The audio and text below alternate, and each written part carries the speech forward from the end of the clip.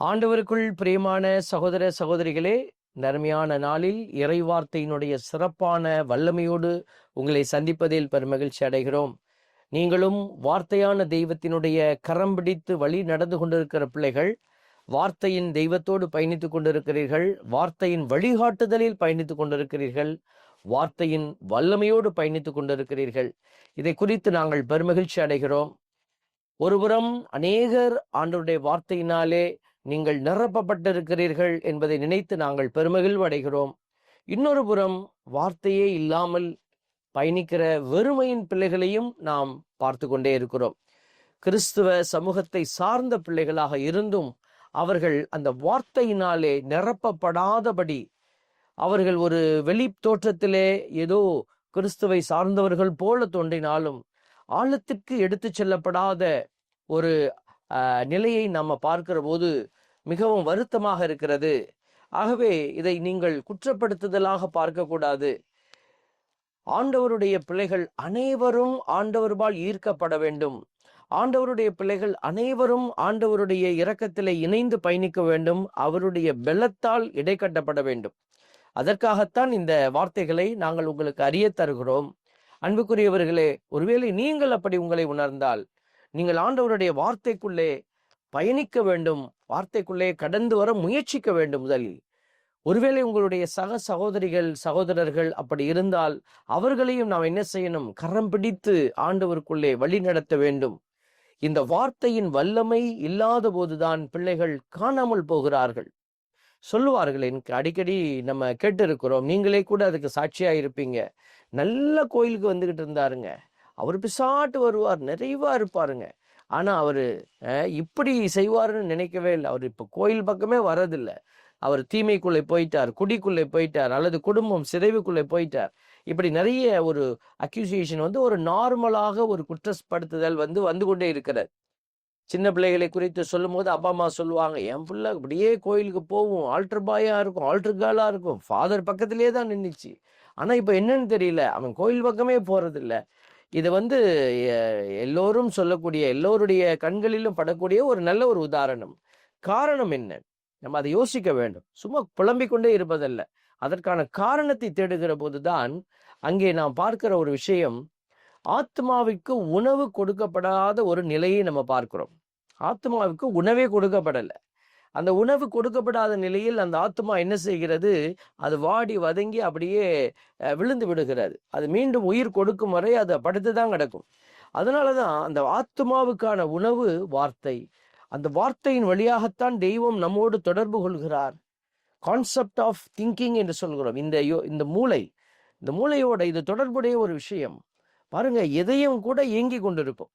ஆனால் மூளை இறந்துருச்சுன்னா அந்த உடல் இறந்ததாகவே கருதப்படும். நம்ம அந்த நேரத்துல உடம்பு இயங்கி கொண்டுதான் இருக்கும். பிரெயின் டெத்துன்னு சொல்றோமே, யோசித்து பாருங்க. இப்போ இதயத்தை விட உயர்ந்த ஒரு அடையாளமா எது இருக்குதுன்னா மூளை தான் இருக்குது. நம்ம அநேக நேரத்துல இதயத்தை தான் சொல்லிக்கொண்டே இருப்போம். ஆனா இதயத்தினுடைய ஸ்பெஷாலிட்டி வேற. அந்த இதயத்தை எடுத்து நீங்கள் வெளியில வைத்தா கூட அது ஒரு குறிப்பிட்ட நேரத்திற்கு அது உயிரோடு தான் இருக்கும் என்று சொல்வார்கள். ஆனால் மூளை அப்படி அல்ல. மூளை ஒன்ஸ் டெட் அப்படின்னு இறந்துட்டா, மூளை இறந்ததுன்னா உடல் முழுவதும் இறந்துடும். ஏன்னா அங்கிருந்து தான் கமாண்டிங் ஆர்டர் எல்லாம் போய்கொண்டே இருக்கிற. அப்ப இந்த மூளையில என்ன நடக்கிறதுன்னா, அங்கே விஷயங்களை அறிந்து அதை ஆற்றலாக்குகிற ஒரு வல்லமை நடந்து கொண்டே இருக்கிற. ஆகவே தான் அந்த வார்த்தை நம்ம கேட்கும் போது அது இதயத்திற்கு போறதில்லை, அல்லது உடம்பினுடைய எந்த பகுதிக்கும் அது போறதில்லை. நம்ம காண்கிற காட்சியாக இருந்தாலும் சரி, கேட்கிற வார்த்தைகளாக இருந்தாலும் சரி, அது நேரடியாக மூளைக்கு போய் அது வேறு சில ஆற்றல்களாக கன்வெர்ட் செய்யப்பட்டு தான் ஆர்டராக வெளிவருகிறது. அப்போ அந்த வார்த்தையினுடைய வல்லமை எங்க இருக்குது பார்த்தீங்களா? இது மூளையோட தொடர்புடைய ஒரு காரியம். ஆகவே தான் நம்மை முழுவதுமாக இயக்குகிற அந்த ஆற்றலாக வார்த்தை விளங்கி கொண்டே இருக்கிறது. அதனால நீங்கள் உங்கள் வீடுகளிலே அப்படி யாரையாவது பார்த்தால் உடனே நம்ம செய்ய வேண்டிய ஒரு காரியம், அவர்களுக்கு இறை வார்த்தையினுடைய அந்த வல்லமையை கொடுக்க முயற்சிக்க வேண்டும். அப்படின்னா என்ன அர்த்தம்? ஒரு சின்ன சின்ன வசனங்களை பிள்ளைகளை வாசிக்க சொல்லி நம்ம என்ன செய்யணும்? அவங்களுக்கு உற்சாகப்படுத்தணும். ஒரு வீட்டுக்கு நான் போயிருந்தேன். அந்த வீட்டினுடைய தலைவர் ஒரு 3-4 நோட்டை எடுத்து என்கிட்ட போட்டார். 3-4 நோட்டு, எல்லாம் ஒருகியர் நோட்டு எடுத்து போட்டார். என்னது அப்படின்னு நான் பைபிளை எழுதியிருக்கிறேன் அப்படின்னாரு. எனக்கு அரை ஆச்சரியமா இருந்தது. என்ன பைபிளை அவர் திருப்பி எழுதியிருக்கிறாரா? எடுத்து பார்த்தபோது பைபிள் வாசிக்கிற அந்த நேரத்தில் அவருக்கு உள்ளத்தை பிடித்த, அவருடைய மனதை கவர்ந்த வார்த்தைகள், இறைவசனங்கள் அதெல்லாம் எழுதி வைத்திருக்கிறார். அது பார்த்தீங்கன்னா 1 நோட்டு முடிந்து 2 நோட்டு முடிந்து 3 நோட்டு 3 நோட்டுகளை அவர் நிறைவு செய்திருக்கிறார். மிக அழகாக எழுதியிருக்கிறார். ரொம்ப ஒரு ஆச்சரியமாக இருந்தது. இது மாதிரி நான் கூட ஒரு நாளும் செய்ததில்லை. நம்ம ஏதாவது தேவைன்னா குறிப்பெடுத்து வைக்கிறோம். ஆனால் அவர் கையில் பேனா வைத்து அந்த நோட்டில் முழுவதுமாக எழுதியிருந்தார். மிகவும் பாராட்டுதற்குரிய காரியமாய் நான் பார்க்கிறேன். ஏன்னா இது ஒரு exercise, spiritual exercise, feeding the soul. அப்போ அவர் கண்டிப்பாக காணாமல் போக முடியாது. துன்பம் வரும், துயரம் வரும், அவங்க இடர்படலாமே ஒழிய, ஆனால் ஆண்டவரை விட்டு அவர்களால் விலகவே முடியாது. ஏன்னா அவர்கள் அந்த ஆத்மாவுக்கு ஃபீட் பண்ணிக்கிட்டே இருக்கிறாங்க. ஸோ இதுதான் மெத்தடாலஜியா, இப்படி தான் செய்யணுமா? இல்லை, அது அவர் கண்டுகொண்ட ஒரு வழிமுறை. நீங்கள் எப்படி விரும்புகிறீர்களோ அப்படி அதை செய்யலாம். எப்படியாவது நம்ம என்ன செய்யணும்? உடம்புக்குள்ள ஆத்மாவுக்குள்ள அதை கொண்டு போகணும். இப்போ நம்ம உடம்பு சிக்காயிட்டாங்க, என்ன செய்கிறோம்? சாலிட் ஃபுட்டு சாப்பிட முடியல, சோறு சாப்பிட முடியல, பிரியாணி சாப்பிட முடியல. உடனே என்ன செய்கிறோம்? சூப்பாக வச்சு, எலும்பு வாங்குகிறோம், சூப்பு வச்சு இந்த சூப்பாக குடிக்கிறோம். காய்கறிகளுடைய சூப்பு குடிக்கிறோம். அதே மாதிரி தான் இப்போ எதுவுமே பண்ண முடியல, வாயே திறக்கலை. என்ன பண்ணுறோம்? இன்சுலின் நம்மளுடைய அந்த சத்துக்களை நரம்பு வழியாக உள்ளே ஏற்றுறோம். பாருங்க, ஏதோ ஒரு வகையில் இந்த உடம்பு உயிர் வாழ ஏதோ ஒன்றை பெற்றுக்கொண்டு இருக்க வேண்டும். அதனால தான் இன்னைக்கு ஆண்டவர் கூட பாருங்க நமக்கு பல விஷயங்களை அறிய தருகிறார். இன்றைக்கு மிக முக்கியமான நாள். நம்ம மற்ற காரியத்தை எல்லாம் அதிகமாக பேசக்கூடாது. காரணம், ஏன்னா முக்கியமான ஒரு காரியத்தை குறித்து இந்த நாளை சிந்திக்க ஆண்டவர் அழைக்கிறார். மூவொரு தெய்வத்தினுடைய பெருவிழாவை கொண்டாடி கொண்டிருக்கிறது. மூவர் இறைவனுடைய, மூவொரு கடவுள் என்கிற நிலையில் இறைவன் செயலாற்றுகிற விதத்தை ஆழமாக சிந்திக்க நமக்கு கொடுக்கப்பட்டிருக்கிற மிகச்சிறந்த ஒரு நாள் இந்த நாள். அன்புக்குரியவர்களே, அநேகர் இந்த மூவொரு கடவுளை நீங்கள் வழிபட்டு கொண்டிருக்கிறீர்கள். மூவொரு கடவுளை நீங்கள் நம்பி கொண்டிருக்கிறீர்கள். மூவொரு கடவுளுடைய ஆழமான நிலையை அறிந்தும் அறியாமல் இருந்தாலும் கூட நீங்கள் ஏற்றுக்கொண்டிருக்கிறீர்கள். இப்போ இந்த மூவொரு கடவுளுடைய கான்செப்ட், அந்த கான்செப்டை முதல்ல நம்ம புரிஞ்சு கொள்ளணும். இது தேவையா? இது என்ன? இப்போ நம்ம மற்ற மதங்களை பார்க்கிறோம், அவங்களுக்கெல்லாம் கணக்கில் அடங்காத கடவுள்கள் இருக்கிறாங்க. இப்போ அதே போல நமக்கும் நிறைய கடவுள் இருக்கிறாங்க அப்படின்னு நம்ம சொல்லிட்டு போயிடக்கூடாது. நிறைய பேர் அப்படிதான் நினைக்கிறாங்க. அதுவும் கடவுள் தான், இதுவும் கடவுள் தான், இதுவும் கடவுள் தான், எல்லாமே கடவுள் தான், மாதா கடவுள் தான். ஒரு சகோதரர் சொன்னார், ஒருத்தரை பேசிக்கிட்டே இருக்க போது நான் சொன்னேன், ஒரு வேறு ஒரு கருத்துக்களை அவருடைய இதயத்தில் திணித்து கொண்டிருந்ததை நான் பார்த்தேன். அப்போ நான் சொன்னேன், அதெல்லாம் நீங்கள் கேட்கக்கூடாது, குழம்பி போயிடுவீங்க அப்படின்னு சொன்னபோது அவர் சொன்னார், இல்லை ஃபாதர், நான் தெளிவாக அவர்கிட்ட சொல்லிட்டேன். இத்தனைக்கும் ஒரு கற்று அறிந்தவர்கள், படிக்காதவங்க சொல்கிறாங்கன்னா கூட நம்ம ஏற்றுக்கொள்ளலாம். ஆனால் இவர் படித்தவர், கோயிலுக்கு வரவங்க, நல்லா கேட்குறவங்க சர்மனை. ஆனால் அவர் சொல்லும் பொழுது மிகப்பெரிய ஒரு பிழை அவருடைய இதயத்திலிருந்து வெளிப்பட்டது. சொன்னார், நான் அவர்கிட்ட தெளிவாக சொல்லிட்டேன். என்ன சொல்லிட்டீங்க? என்ன? மாதா தான் என் கடவுள்னு சொல்லிட்டேன் அப்படின்னு சொன்னார். பாருங்க, மிகப்பெரிய ஒரு கருத்தை நம்ம தவறாய் முன்வைக்கக்கூடிய நிலையை பார்க்கிறோம். அதனால தான் இந்த மூவரு கடவுள் யாரு, எதற்கு இந்த கடவுளுடைய நிலை இப்படி அறிய தரப்படுகிறது? எல்லா தெய்வங்களையும் போல இதுவும் எல்லாமே தெய்வம். அப்போ 3 இல்லை 30 தெய்வம், 30,000 தெய்வம் நமக்கு இருக்குது அப்படின்னு நம்ம சொல்லிக்கொள்ள முடியாது. ஆகவே ஒரே கடவுள் 3 ஆட்களாக இருந்து செயலாற்றுவதை நம்ம பார்க்கிறோம். ஒரே கடவுள் 3 ஆட்களாக இருந்து செயலாற்றுவதை நம்ம பார்க்கிறோம். இந்த தெய்வத்தினுடைய ஆற்றல் ஏன் இப்படி செயல்படுகிறது என்பதை நம்ம ஆழமாய் அறிந்து கொள்ளவே இந்த விழா நமக்கு கொடுக்கப்பட்டிருக்கிறது. முதல்ல இந்த கான்செப்டை நம்ம புரிந்து கொள்வது. இப்போ மூவரு கடவுள் அந்த கான்செப்ட் இருக்குதா? முதல்ல நம்ம கிட்ட இருக்குதா அப்படிங்கிறது. ஏன்னா நம்ம ஒரே கடவுள் தான் இருக்கிறாரு அப்படி சொல்றோம். அவர் 3 ஆட்களாய் செயலாற்றுகிறார் என்று நம்ம பார்க்கிறோம். அப்ப இந்த 3 ஆட்களாய் செயல்படக்கூடிய அந்த தெய்வத்தினுடைய அடையாளத்தை தான் இன்று நாம சிந்திக்கிறோம். இது பைபிள்ல இருக்குதா? இப்படி இல்லை இந்த பிரசங்கியார்கள் இப்படி ஏதாவது ஒன்றை கிளப்பி விடுறாங்களா அப்படின்னு பார்த்தாக்க, இது ஏதோ திருச்சபையோ அல்லது குருமார்களோ அல்லது யாரோ ஒருவர் சொல்வதல்ல, மாறாக விவிலியம் நமக்கு அடையாளப்படுத்துகிற காரியம். அப்ப இதுல நம்ம பார்க்கிறோம், யோவான் நற்செய்தி 1வது அதிகாரம் 1 5 வரை உள்ள வார்த்தைகளை நம்ம பார்க்கிறோம். தொடக்கத்தில் வாக்கு இருந்தது, அவ்வாக்கு கடவுளோடு இருந்தது, அந்த வாக்கு கடவுள் ஆகியும் இருந்தது, வாக்கு என்னும் அவரே தொடக்கத்தில் கடவுளோடு இருந்தார். பாருங்க, இதெல்லாம் நம்ம பார்க்கிறோம். தொடக்க யோவான் நற்செய்தியில அவர் இப்படித்தான் தன்னுடைய அந்த இதை ஆரம்பிக்கிறார், நற்செய்தியை இப்படிதான் ஆரம்பிக்கிறார். வார்த்தை எப்படி கடவுளோட இணைந்திருந்தது அப்படின்னு. அவரிடத்திலே வாழ்வு இருந்தது, வாழ்வு மனிதருக்கு ஒளியா இருந்தது, அந்த ஒளி இருளில் ஒளிர்ந்தது. இதுல 3 விஷயத்தையும் அவர் உள்ள கொண்டு வர்றார். அதாவது தந்தை, மகன், தூய ஆவி, இந்த 3 காரியத்தையும் கொண்டு வர்றார் பாருங்களேன். கடவுள்ங்கிற வார்த்தை வந்து பிதாவை குறிக்கிற வார்த்தை, வாக்கு என்கிற வார்த்தை வந்து இயேசுவை குறிக்கிற ஒரு வார்த்தை, ஒளியாக இருந்தது அப்படிங்கிறது வந்து நம்மை வெளிச்சமாய் வழி நடத்துகிற தூய ஆவியினுடைய ஆற்றலை அடையாளப்படுத்துகிற வார்த்தைகள். அப்ப இந்த பகுதியில ஒரு 3 அடையாளத்தையும் அந்த இடத்துல ஒரு சேர கொண்டு வருவதை நம்ம பார்க்கிறோம். யோவான் நற்செய்தி 10:30 நம்ம பார்க்கிறோம். அவற்றை எனக்கு அளித்த என் தந்தை, ஆண்டவர் சொல்வதாக யோவான் எழுதி வைத்திருக்கிற அந்த நற்செய்தி பகுதியில் வருகிற யோவான் 10:29 இப்படி சொல்லப்பட்டிருக்கிறது. அவற்றை எனக்கு அளித்த என் தந்தை அனைவரையும் விட பெரியவர், அவற்றை என் தந்தையின் கையிலிருந்து யாரும் பறித்து கொள்ள இயலாது. 30 சொல்லுகிறது, நானும் தந்தையும் ஒன்றாய் இருக்கிறோம். பாத்தீங்களா? அப்ப தந்தை இருக்கிறாரு, நான் இங்க இருக்கிறேன், நாங்க 2 பேரும் வேற வேறையா தெரியலாம், ஆனா நாங்க 2 பேரும் ஒன்னாதான் இருக்கிறோம் அப்படின்னு சொல்லி அந்த ஒற்றுமையை வெளிப்படுத்துறார். தொடக்க நூல் 1:26 கூட நம்ம ஒரு அடையாளத்தை நம்ம பார்க்கிறோம்.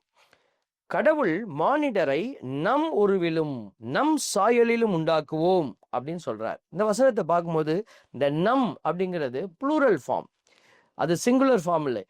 கடவுள் என் உருவிலும் என் சாயலிலும் அப்படின்னு அவருக்கு சொல்லியிருக்கணும்.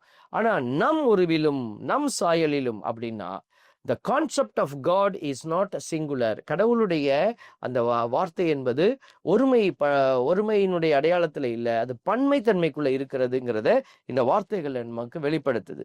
மத்தேயு நற்செய்தி 28வது அதிகாரம் 19வது இறைவசனத்துல நம்ம பார்க்கிறோம், நீங்கள் போய் எல்லா மக்களினத்தாரையும் சீடராக்குங்கள், தந்தை, மகன், தூய ஆவியார் பெயரால் திருமுழுக்கு கொடுங்கள். அதாவது ஒரு கான்செப்ட் வந்து இவங்க உருவாக்குனது இல்லை, இது அவங்களுக்கு வெளிப்படுத்தப்பட்டது. அதனாலதான் இதெல்லாம் அவங்க என்ன செய்யறாங்க, இந்த இடத்துல ஆட் பண்றாங்க, இந்த இடத்துல அவங்க வைத்து செயல்படுத்துறாங்க. அப்போ அவங்க புரிந்து கொண்ட இறையியலினுடைய ஆழத்தை இந்த இடத்துல நம்மளால பார்க்க முடியுது. அப்ப கடவுளை பற்றி புரிந்து கொள்வதுதான் இறையியல், கடவுளை பற்றிய படிப்பு, கடவுளை பற்றி புரிந்து கொள்கிற ஒரு ஞானம். அப்போ அந்த ஞானத்தோடு அவங்க சொல்றாங்க, நீங்கள் போய் எல்லா இனத்தாரையும் சீடராக்க, என் பெயரால் அப்படின்னு சொல்லி அவங்க மொத்தமா போடல, இயேசுவின் பெயரால் இல்ல, தந்தையின் பெயரால் இல்ல. பாருங்க, தந்தை, மகன், தூய ஆவியார் பெயரால் திருமுழுக்கு கொடுங்கள். இன்னைக்கு நம்மளுடைய ஆலயத்துல எல்லாம் இந்த திருமுழுக்கு தான் நடந்து கொண்டிருக்கிற. நம்ம ஒரு குழந்தைக்கு திருமுழுக்கு கொடுக்கிற பொழுது பெயரை சொல்லி தந்தை, மகன், தூய ஆவியாரின் பெயராலே நான் உங்களை கழுவுகிறேன் அப்படின்னு சொல்லித்தான் நம்ம என்ன செய்யறோம், அந்த தண்ணீரை ஊத்துறோம். 3 தெய்வத்தினுடைய பெயரால தான் அது நடக்கிறது. இப்போ ஒரு சில திருச்சபைகளினுடைய திருமுழுக்கை நம்ம கத்தோலிக்க திருவை ஏற்றுக்கொள்கிறது. ஏன் ஏற்றுக்கொள்ளுது? அவங்க நம்மை சார்ந்தவர்கள் அல்ல, அவர்கள் வேறு ஒரு சபையை சார்ந்தவர்கள். உதாரணத்திற்கு ஒரு CSI சபை அப்படின்னு எடுத்துக்கிட்டீங்கன்னா அவங்களுடைய திருமுழுக்கை நம்ம ஏற்றுக்கொள்கிறோம்.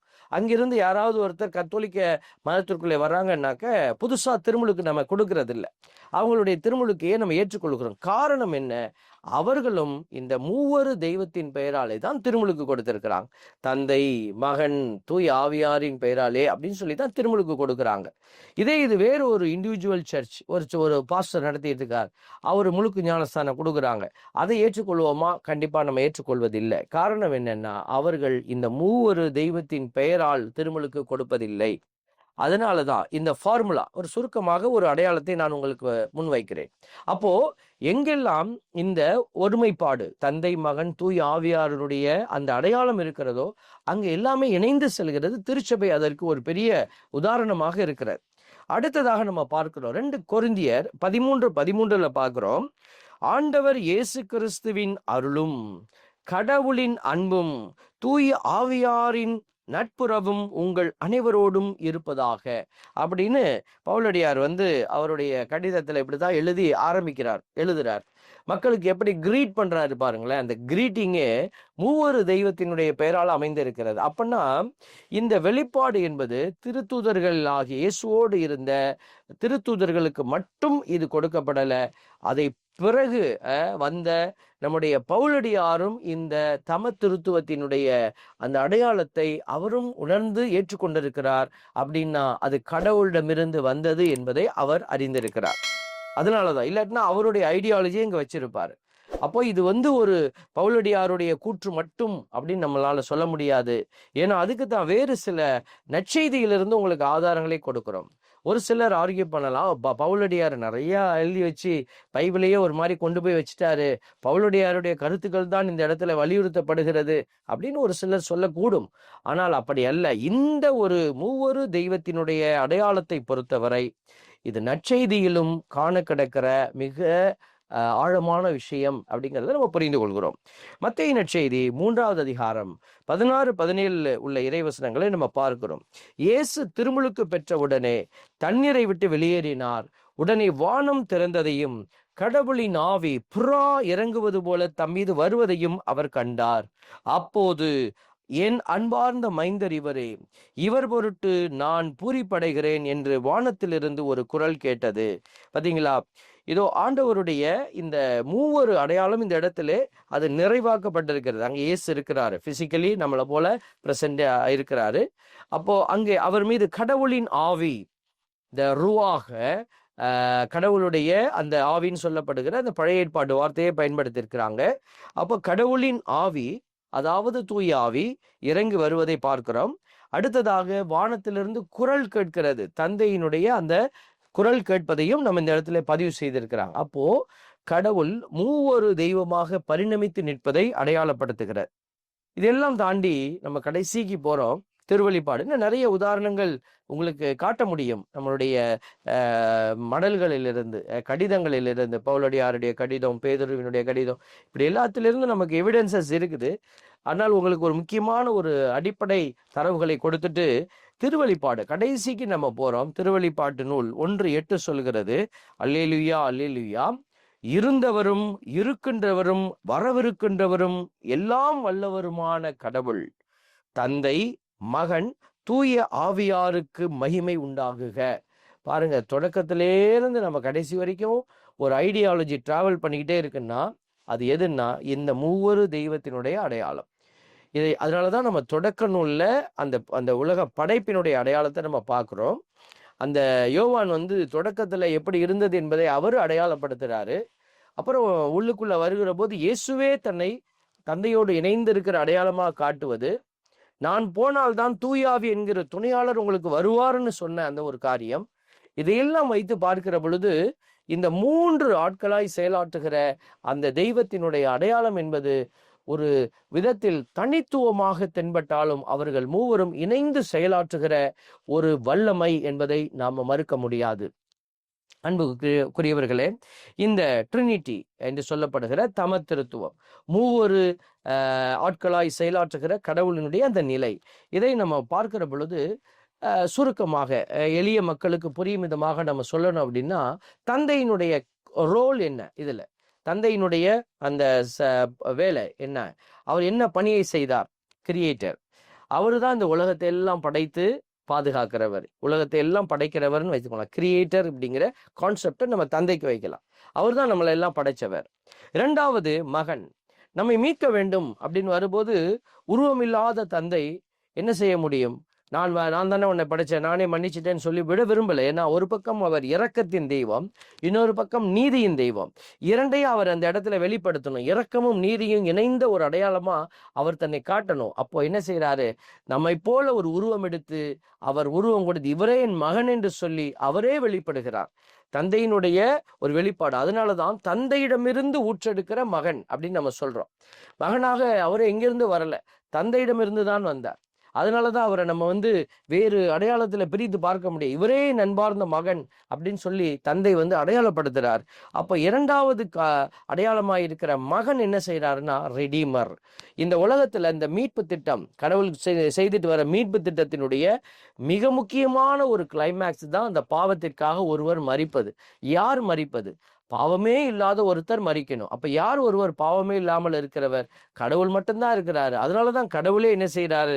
தன் அடையாளத்தை நம்முடைய அடையாளமாக மாற்றி அவர் கல்வாரி மலையில ஏறி அவர் தன்னை முழுவதுமாக கையளித்து அவரே மீட்பராக வெளிப்படுகிறார்.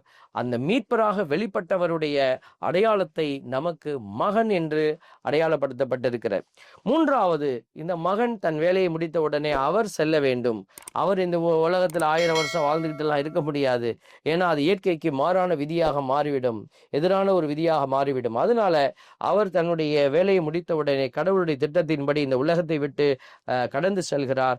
அப்பொழுது அவர் கொடுத்துட்டு போன தூய ஆவியார் என்கிற துணையாளர் அவர் என்ன செய்யறாருன்னா புனிதப்படுத்துகிறார், புதுப்பிக்கிறார்.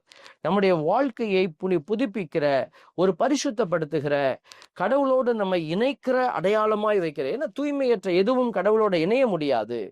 தூய்மை இல்லாத எதுவும் கடவுளோட இணைந்து செயல்பட முடியாது. அதனாலதான் நம்மை புதுப்பிக்கிற ஆற்றலாக, தூய்மைப்படுத்துகிற சாங்டிஃபையர் என்ற வார்த்தையை நம்ம போடுறோம். அந்த ஒரு பணியை இவர் என்ன செய்யறாரு? தூய ஆவியானவர் செய்து கொண்டிருக்கிறார். ஆகவே இந்த 3 அடையாளத்தை நம்ம பார்த்துட்டு ஒரு சிறிய ஒரு புரிதலுக்குள்ளே கடந்து செல்கிறோம். அன்புக்குரியவர்களே, ஏன் இந்த ட்ரினிட்டி, இந்த தம திருத்துவத்தினுடைய அடையாளம், ஏன் இதை நாம் புரிஞ்சுக்கணும்? இதெல்லாம் இருக்குன்னு கண்டுபிடிச்சிட்டோம், இதை நம்ம புரிந்து கொள்ள வேண்டும். இதை ஓகே, இன்டெலெக்சுவலாக நமக்கு எல்லாமே தெரியுது, இது இன்ஃபர்மேட்டிவாக தெரியுது நம்மளுடைய அறிவில். ஆனால் இது போதுமானா இல்லை. இது நமக்கு கொடுக்கிற அந்த செயல்பாட்டை நம்ம உணர்ந்து செயல்படணும். நம்மளுடைய அடையாளத்தை இப்போ நம்ம சொல்கிறோம், ஒரு திருமணத்தில் ஒரு பிரசங்கம் வைக்கிறாங்க. பிரசங்கத்தில் அது 50வது ஆண்டு திருமண ஆண்டு அவங்க விழா கொண்டாடுறாங்க, ஜூபிலி கொண்டாடிக்கிட்டு இருக்கிறாங்க. அப்போ அந்த பிரசங்கியார் சொல்றாரு, இவர்கள் நமக்கு முன்மாதிரிகளாக இருக்கிறார்கள். நம்ம வாழ்ந்து கொண்டிருக்கிற, திருமணத்தில் நடந்து கொண்டிருக்கிற பிள்ளைகளுக்கு இவர்கள் முன்மாதிரிகள். 50 ஆண்டுகள் அவர்கள் கரம் பிடித்து இழப்புகளை, அவருடைய வெற்றியை, அவருடைய துன்பத்தை எல்லாம் சந்திச்சு அவங்க பயணிச்சிருக்கிறாங்க என்று சொல்லி அவர்கள் அந்த அறிவுரை கொடுக்கிற போது மிகவும் அது ஏற்றுக்கொள்ளக்கூடியதாக இருக்கிறது. அதுதான் அது நமக்கு பாடமாக இருக்கிறது. அவர்கள் நமக்கு முன்னாடி சென்ற வெற்றியாளர்கள். பிள்ளைகள் அப்பா அம்மாவை பார்க்கணும், எப்படி அவங்க ஒன்றித்து பயணிக்கிறாங்களோ அதே போல நம்மளும் பயணிக்கணும். அவங்க எப்படி வாழ்க்கையை ஜெயிச்சு நிற்கிறாங்களோ நம்மளும் ஜெயிச்சு நிற்கணும். இப்படி ஒரு பாடம். அதே போலதான் இந்த 3 தெய்வத்தினுடைய அடையாளம் நமக்கு சில பாடங்களை கற்றுக் கொடுக்குது. அந்த பாடங்களை நீங்களும் நானும் தெரிந்து கொள்ள வேண்டும். அதுல ஒரு சில விஷயத்தை உங்களோடு பகிர்ந்து கொள்கிறோம்.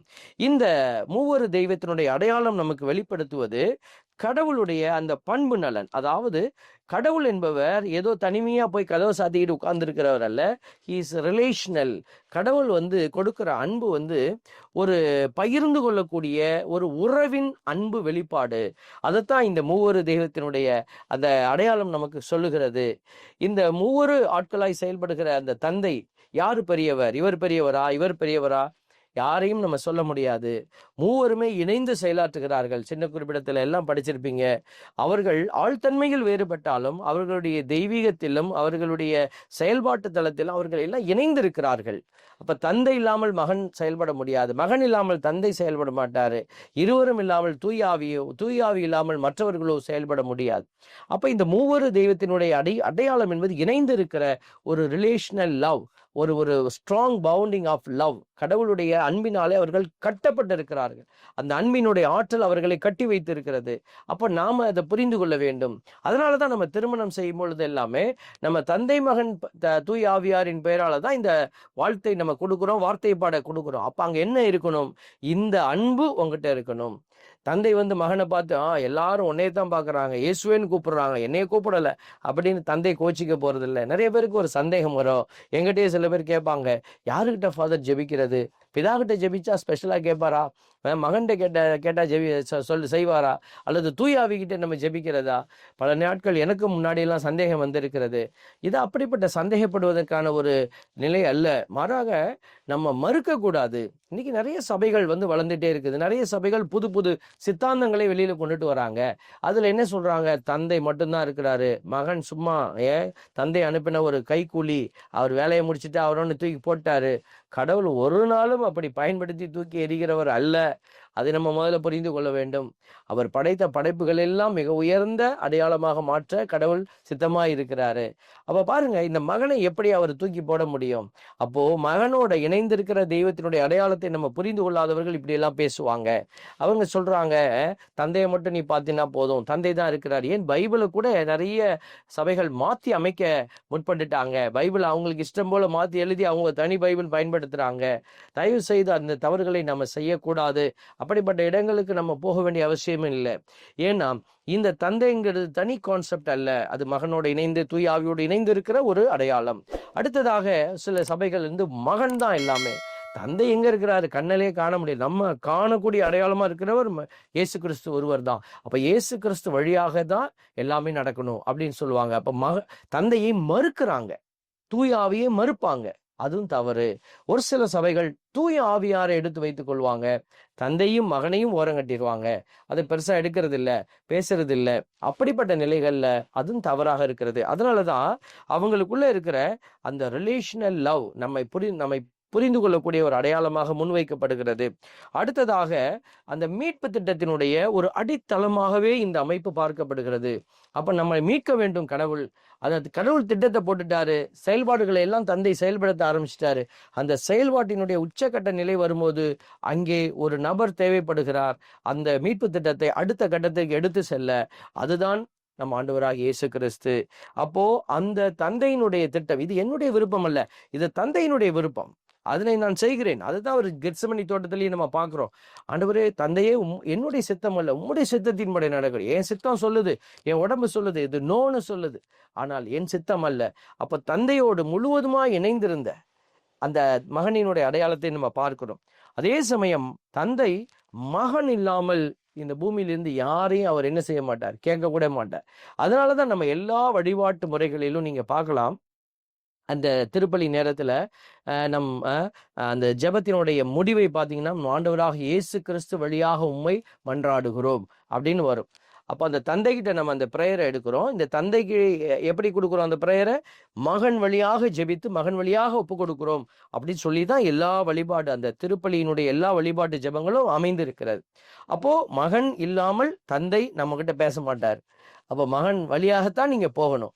அப்ப இருவருடைய அடையாளமாக இருப்பவர் தூய ஆவியார். அப்போ 2 பேரும் நம்ம ஜெபிக்கும் போது அங்கே செயலாற்றுகிற வல்லமையாக வருகிறவர் தூய ஆவியார். இயேசு வரமாட்டாரு, தந்தை வரப்போறது இல்லை. அவங்க கொடுக்கிற வல்லமை எல்லோருக்கும் பொதுவாக கொடுக்கிற வல்லமை எதுன்னா தூய ஆவியானுடைய அபிஷேக வல்லமை. இந்த ஒரு காரியம், 3வது ஒரு காரியத்துக்கு நமக்கு உதவி செய்கிறதுன்னா, நம்ம ஜெபிப்பதற்கு, ஃபார் த வர்ஷிப், நம்மளுடைய பிரேயருக்கு, ஜெபத்திற்கு, நம்மளுடைய கடவுளை புகழ்வதற்கு இந்த அற்புதமான அடையாளங்கள் நமக்கு உதவி செய்துட்டே இருக்குது. அப்ப கடவுளை புகழுகிற பொழுது, கடவுளை நம்ம மகிமைப்படுத்துகிற போது நாம என்ன செய்யறோம்? நிறைவடைகிறோம். கடவுளோட இணைந்து இருக்க முடியுது, கடவுளுடைய திட்டத்திலே பயணிக்க முடியுது. அப்போ நம்ம என்ன செய்யறோம்? கடவுளுடைய வெற்றியாளர்களாக பயணித்து கொண்டு இருக்கிறோம். அப்ப இந்த சமூகத்தை மாற்றுகிற ஒரு அடையாளமாக நாம் இருக்கிறோம். அப்போ நம்ம ஒரு ஒன்றிப்பு, உதாரணத்திற்கு நம்ம இணைந்து இருக்கிறோம், அடுத்தவங்களை மன்னிக்கிறோம், அடுத்தவங்களை நம்ம ஏற்றுக்கொள்கிறோம் அப்படின்னா இந்த மூவரு தெய்வத்தினுடைய அடையாளமாக நம்ம இருக்கிறோம். அப்போ நம்மை பார்க்கிறவங்க என்ன செய்வாங்க? நம்மை பார்த்து கற்றுக்கொள்வார்கள், நம்மை பார்த்து பெருமை அடைவார்கள், நம்மை பார்த்து அவர்களுடைய வாழ்வை மாற்றிக்கொள்வார்கள். அப்போ இந்த தந்தை மகன் தூய் ஆவியார் என்கிற இந்த மூவருடைய இணைப்பு நாம் ஜெபமாக அதை மாற்றுவதற்கும் அந்த ஜெபத்தை வாழ்வாக்குவதற்கும் அடையாளமாக இருக்கிறது. அடுத்ததாக நம்ம பார்க்கிறோம், கடவுளுடைய பிரசன்னம் இந்த உலகத்துல அப்பையிலேருந்து இப்ப வரைக்கும் இருந்துகிட்டே இருக்குது அப்படிங்கிறத உணர்த்துது. தொடக்க நூல்ல நம்ம பார்க்கிறோம், நீரின் மீது ஆவியானவர் அசைவாடி கொண்டிருந்தார், பூமி உருவற்று வெறுமையாய் கிடந்தது. அப்ப கூட கடவுள் என்ன செய்யல? இந்த பூமியை விட்டுட்டு ஓடிடல. பூமியை படைத்தவர் அவரு தான். படைத்தவரே என்ன செய்யறாரு? இந்த பூமியை அன்பு செய்து கொண்டிருந்தார். பாப்பரசர் முன்னாள் பிரான்சிஸ் அவர்கள் சொல்லுவாங்க இல்லைங்களா, கடவுள் அந்த உலகத்தை படைக்கிறதுக்கு முன்னாடி என்ன செய்து கொண்டிருந்தார்? கடவுள் இந்த உலகை அன்பு செய்து கொண்டிருந்தார். அப்போ இதைத்தான் நம்ம இந்த அடையாளத்துல நம்ம பார்க்கிறோம். அப்போ இந்த ஒரு மூவரு தெய்வத்தினுடைய பிரசன்னம் நமக்கு சொல்லுகிறது, ஏதோ ஒரு பீரியாடிக்கலா கடவுள் இருந்துட்டு போயிடுறவர் அல்ல, அல்லது நம்ம கூப்பிடும் போது வந்துட்டு அதுக்கப்புறம் போயிடுறவர் அல்ல. இந்த தெய்வம் தந்தை மகன் தூய் ஆவியார் என்கிற இந்த மூவரு தெய்வத்தினுடைய அடையாளம் ஆல் த்ரூ த லைஃப், நம்ம வாழ்ற எல்லா காலத்திலும் அவர் இந்த உலகத்திலே அவர் நிறைந்து பயணித்து கொண்டே இருக்கிறார். அவர் இல்லாமல் இந்த உலகம் இயங்கவில்லை. இயங்கக்கூடிய நம்மளுடைய பார்வையிலே சில கஷ்டமான காரியங்கள் நடந்தா கூட கடவுள் அந்த துன்ப நேரத்திலே கூட நம்மோடு தான் இருக்கிறார். துயரத்திலே கூட நம்மோடு பயணித்து கொண்டிருக்கிறார். என்ன நம்ம நினைக்கிறபடி அமானுஷ்யங்களை எல்லாம் கடவுள் உடனே செய்யறதில்ல. கடவுள் இயற்கையோடு இணைந்து பயணிக்கிறவர். அந்த துன்ப நேரத்தில் யாரெல்லாம் அவரை கூப்பிடுறாங்களோ அவர்களுக்கு செய்ய வேண்டிய அந்த நன்மையை செய்கிறாரு. தீமையில் ஒரு நன்மையை அவர் கொடுக்கிறாரு. பிளெஸ்ஸிங் இன் டிஸ்கைஸ் என்று சொல்வார்கள். உடனே ஒரு ஒரு ஆக்சிடென்ட் நடக்கும் போது உடனே கடவுளுக்கு போய் கையை போட்டு தூக்குறது இல்லை. அது நடந்து விடுகிறது, இழப்புகள் ஏற்படுகிறது. ஆனால் அந்த இழப்புகளை தாண்டி ஆண்டவர் என்னென்ன அந்த இடத்துல செய்ய வேண்டுமோ அதையெல்லாம் செய்து அவரை நம்புகிற பிள்ளைகளுக்கு அவர் ஆற்றலாக செயலாற்றுகிறார். இப்படி எல்லா விதத்திலும் நம்மோடு பயணிக்கிற ஒரு தெய்வம். அதனாலதான் நம்ம திருச்சபையை பேசுகிற பொழுது பயணிக்கிற திருச்சபை. It is not standing still. அது ஒரு நிக்கிற திருச்சபை அல்ல, தூங்குகிற திருச்சபை அல்ல. ஏன்னா இந்த திருச்சபையை வழி நடத்துவதே தந்தை, மகன், தூய் ஆவியாருடைய அந்த அடையாளம். அதனாலதான் ஒவ்வொரு திருப்பலியிலும் நம்ம பார்க்கிறோம், அந்த தந்தை, மகன், தூய் ஆவியாரின் பெயரால தான் நமக்கு முதல் அழைப்பு, அந்த இன்விடேஷன் டு த காங்கிரிகேஷன் கொடுக்கப்படுகிறது. அந்த குருவானவர் பாடுவதை நீங்க பார்க்கிறோம். தந்தை, மகன், தூய் ஆவியாரின் பெயராலே ஆமேன். நம் ஆண்டவராகிய இயேசு கிறிஸ்துவின் அன்பும் கடவுளின் அன்பும் தூய் ஆவியானவரின் நட்புறவும் உங்கள் அனைவரோடும் இருப்பதாக. பாருங்க, மூவொரு தெய்வத்தினுடைய பெயரால அந்த வார்த்தைகள் எல்லாம் கொடுக்கப்படுகிறது. ஆகவே அன்புக்குரியவர்களே, இந்த தெய்வம் நமக்கு கொடுக்கிற அன்பு செய்தியை இப்போ நம்ம புரிந்து கொண்டோம். இதை புரிந்து கொண்டு நாம் என்ன செய்யணும்? அந்த தெய்வத்தின் கரம் பிடித்து நம்ம பயணிக்கணும். அப்போ இந்த தெய்வத்தினுடைய ஆற்றலாக நாம மாறணும். அந்த தெய்வம் இன்றைக்கு நம்மை தான் வைத்து செயலாற்ற அவர் விரும்புகிறார். இன்னைக்கு அந்த மூவொரு தெய்வத்தினுடைய சாட்சியாக நம்ம மாற நிற்கிற போது செயல்பாடு என்னிடமிருந்து வெளிப்படும். அந்த செயல்பாடுகள் வழியாக தந்தை மகிமை அடைவார். ஆகவே இந்த அருமையான வேளையில எல்லாவற்றிற்கும் ஆதிகாரணராயிருந்து நம்ம எல்லா ஆட்சியிலும் இணைத்து நம்மை உயர்த்த போகிற அந்த தந்தைய இடத்துல தான் நம்ம செல்ல இருக்கிறோம். அது யார் வழியாக செல்கிறோம்? இயேசு கிறிஸ்து வழியாக செல்கிறோம். யாருடைய வல்லமையோடு செல்கிறோம்? தூய் ஆவி என்கிற அபிஷேக வல்லமையோடு நாம் இந்த உலகத்திலே பயணித்து வெற்றி அடைய போகிறோம். ஆகவே இதை உணர்ந்தவர்களாக நாம் இறைவனில் பயணிப்போம். ஆண்டவர் தாமே இந்த மூவொரு தெய்வத்தினுடைய இந்த சிறப்பான நாளில் ஆவியானவருடைய வல்லமையின் வழியாக இந்த உண்மைகளை புரிந்து கொள்ள நமக்கு உதவி செய்வார். அதிலே பயணிக்க உங்களுக்கு ஆற்றலும் பலனும் தருவார். அதிலே நீங்கள் நிலைத்திருக்க உங்களுக்கு மன உறுதி தருவார். இந்த அற்புதமான நாளில் உங்களுக்காக நாங்களும் தொடர்ந்து ஜெபிக்கிறோம். இணைந்து பயணிப்போம், இறையரசை கட்டி எழுப்புவோம். ஆமேன். ஒரு சிறிய ஜெபத்தை உங்களுக்காக ஏறெடுக்கிறோம். அன்பின் பரமபிதாவே, நன்றியோடு துதிக்கிறோம், ஸ்தோத்தரிக்கிறோம், ஆராதிக்கிறோம். மூவொரு தெய்வத்தினுடைய அடையாளத்தை புரிந்து கொள்ள எத்தனையோ பேர் முயன்றார்கள். ஆண்டவரே, இதோ எங்களுடைய அன்பு புனிதர் புனித அகுஸ்தினார் அதை புரிந்து கொள்ள முயற்சித்த போது, இதோ ஒரு குழந்தை கடலிலிருந்து தண்ணீரை கொண்டு வந்து ஒரு குழியில் நிரப்புகிற அந்த காட்சியை கண்டு எப்படி இது சாத்தியமாகும் என்று சொன்ன பொழுது அந்த குழந்தை சொன்னதாம், இதோ நீ நினைத்து கொண்டிருப்பதும் அப்படித்தான். எவ்வளவு பெரிய அதிசயத்தை உன்னுடைய சிறிய மூளையில் நீ புரிந்து கொள்ள முடியுமா? ஆகவே நம்பு என்று சொல்லிவிட்டு கடந்து சென்றது. ஆகவே நம்பிக்கையினால் நாங்கள் பயணிக்கவே அழைக்கப்படுகிறோம்.